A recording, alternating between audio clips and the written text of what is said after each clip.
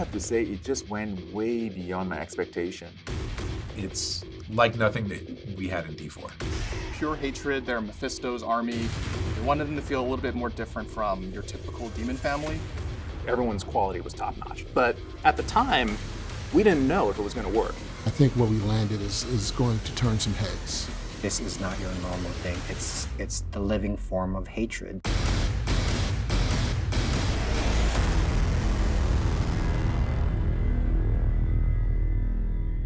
The new monster class that we get to introduce, they're called Hollows.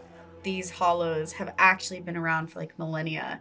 Mephisto at some point did go to Nahantu a long time ago, and these Hollows were a reaction of Mephisto being in Nahantu at the time, and then they went dormant. Bringing Mephisto in the Soul Stone seems like the right thing to do for Neyrel, but it has a chain reaction that I don't think anybody was prepared for. The Hollows are really rife throughout Nahantu now that Mephisto is back, and just visually, like, horribly disgusting and sort of made up of the things that have been consumed by the Hollows. Yeah, they're an extension of evil, infecting wildlife and other monsters and people with this thing called Ichor, and they're just sort of going mad. When we're designing the Hollows, the main thing that we wanted to push was just if hatred came to life, what would it look like? So we're thinking this black goo that's kind of like formless, but also have this red anger energy inside of it. And then with concept, we just want to make, cool monsters. What if it's 3 legs? What if it's no legs? What if it has like 3 arms? So we pushed a lot of like options and exploration. And then from then on, like everyone from narrative to design and concept would talk about it. It's like, okay, we like this one, and then we can push it and move it further. The Hollow family is made up of 4 members: the Swarmer, the Spitter, the Caster, and the Brutes. A big thing for me was that the family need to be overwhelming without just relying on pure numbers. So they're going to get stronger over time if you let them fester. Their hatred, after all. The Swarmer can teleport and attack you from behind, sides. The Spitter is a slug with legs. They spew out this vomit stream of goo. The Brute is the big hulking slow guy of the family. He has the shield that's buffing and making the rest of the army stronger. Caster is responsible for creating new swarmers. They also will channel onto a specific hollow and imbue them with extra hatred, makes them stronger and more deadly. The Hollowcaster's role serves as an elegant, hovering, yet menacing dungeon character in the game, really informed many of our design ideas. When we want to make a new variant, we want to know in which specific area we would going to see that character or creature. Readability is like the main focus. Went through several iterations on the design, the texture, the materials, and the camera testing. The day after she gave me like, I don't know, what was that, 10 different variations? I was okay, now we are talking. The emission on the spikes really did an awesome job to both on the silhouette and also to improve the readability. And in the end, we have the version that we were both happy with, and hand it over to the tech artist. We had some really strong narrative direction in understanding how big of a role hatred played, and we knew that we needed one look to tie it all together. This hatred has one source, and it's all about Mephisto. For the Hollow specifically, we identified that we wanted to do some special work with the materials, with the shaders for those characters. Shaders are the code that runs on the GPU that takes in all sorts of inputs like textures and lighting and position and outputs what the object's surface is supposed to look like. We wanted a shader that was capable of adding this sludge layer, this hatred layer over top of it, and making it dynamic and animating so that it really looks like it was constantly undulating or writhing. So once we had this shader function, we were able to kind of apply that in all these different contexts, like the monsters, like the environment, the character armors even. Most of the shader work was done by Alex, who really took that shader function and made it work in all sorts of different contexts. And we also have the hatred add-ons to these characters, these tentacles, these writhing hatred growths all over them, which was a procedurally generated process that was largely run by Sky on our team. The Hollows boss was kind of born of this idea of what does a pinnacle Hollows really look like. We have the Hollows family, and that was pretty well defined by the time that the Hollows boss kind of came up for concepting. Our artist Victor had a lot of cool ideas for horror themes and really wanting to push visuals with contortions and like breaking the neck of this monster all over the place.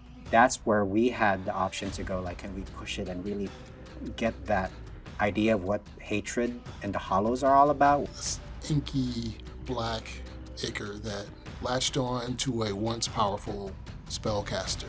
It was such a great source of power that this particular Hollows monster turned into the Priestess of Hatred.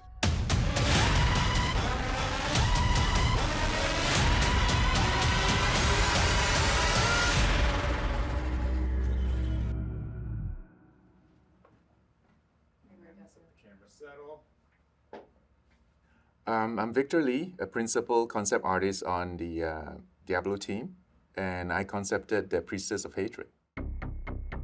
Victor Lee is one of the OGs from Diablo, and he's known for creating a lot of dark imagery. And every time we want to have a monster or boss, he's done all the greats, even Diablo himself.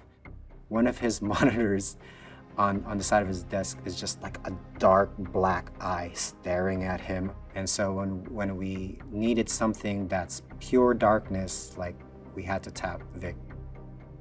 I feel like when we're talking about hatred, I kind of visualize it as like a black, webby-like thing. So I thought a spider configuration would work for this.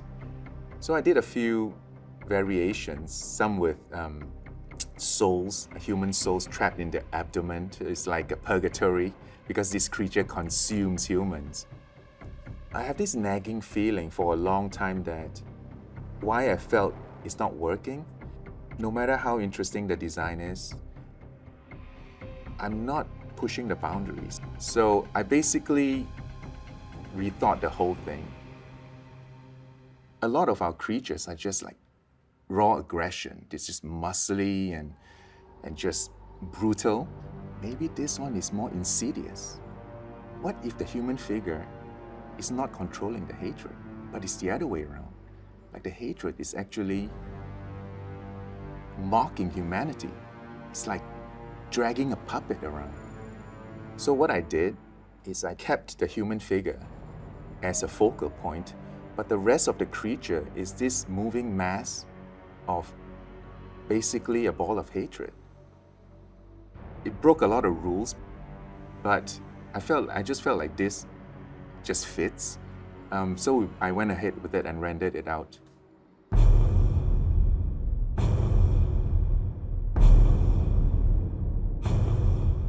I was looking at the concept for the first time with the designer on the feature, Charles, and we were kind of in this stunned silence for a little bit because it was this reaction of, this thing is so cool.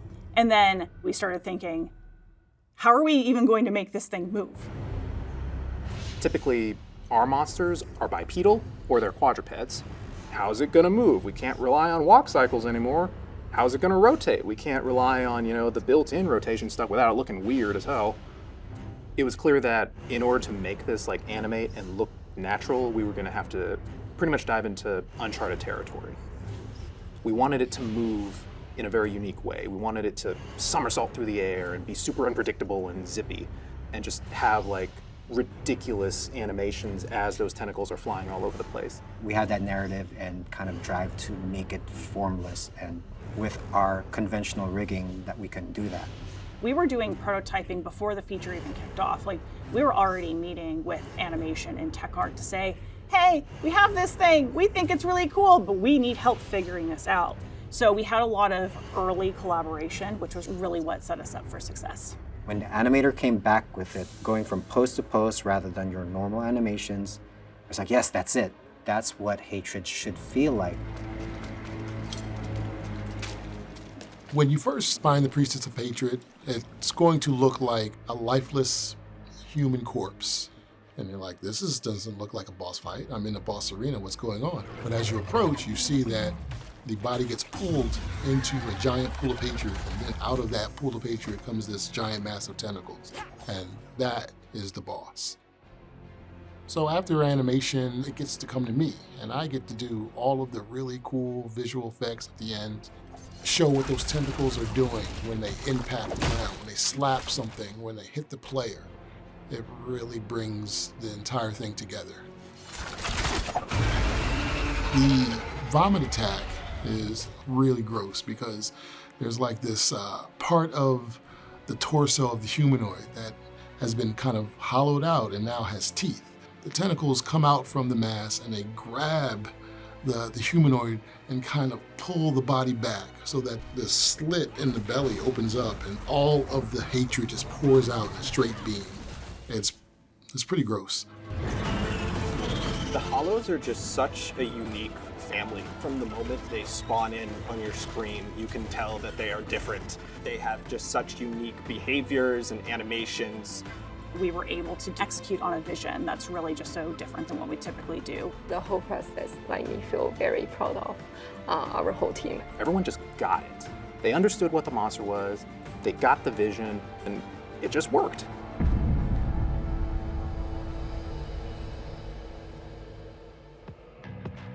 The eye on the screen has many functions. It keeps me in the right frame of mind. What we are doing is dark. It should be horrifying. I should feel the fear while I'm doing it. It's a reminder of that. The eye also serves as a warning.